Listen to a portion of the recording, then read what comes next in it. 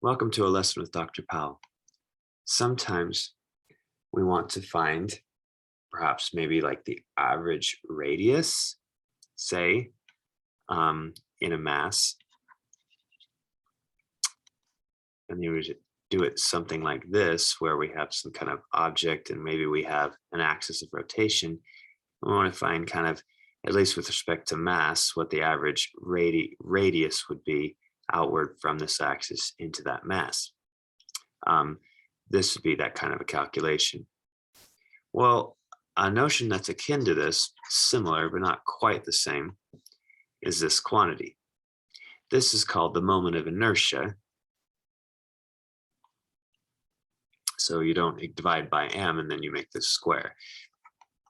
It still kind of has a physical meaning. Moment of inertia about an axis.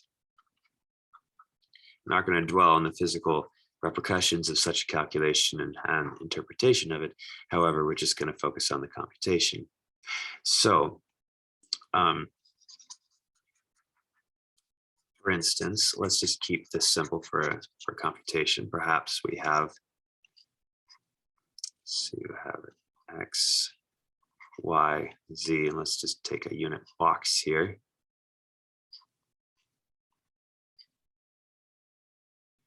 Suppose this is so 1, 1, 1, and let's find about this. Let's find the moment of inertia about the z-axis here.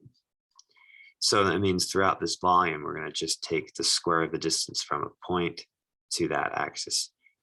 Now, essentially, that can just be done if you just cut a like if you're at a point at a particular z level, just think of a cross cut and just go direct there.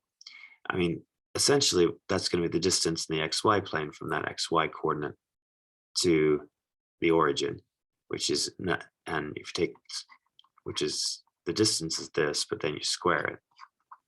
So pretty much what we're doing is we're just taking x squared plus y squared times our dm.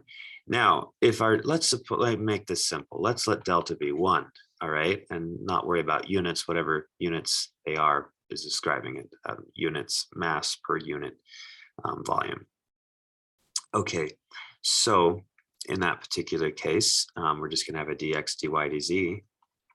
And order doesn't really matter since this is very rectangular, and the bounds don't really depend on each other.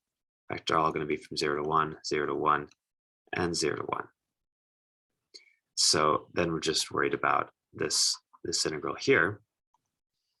It should be pretty straightforward. With respect to x, this will be x cubed over 3 plus y squared x. Go from 0 to 1. That'll be basically a third plus y squared. So for the inner integral. Then we go to the dy. Take the integral with respect to y. This will become a third y cubed over 3. Go from 0 to 1. And that'll just be, looks like 2/3. So we have 2/3 right here for this inner part. And you just do it with respect to z, which is 0 to 1, which won't do much for you. It'll just get you 2/3 again. So what we've just done is we've computed the moment inertia about the z-axis, in this particular case, and we computed it to be 2/3. Now, unit-wise, I guess what we're doing is we're taking, in this particular case, assuming that this is mass, right?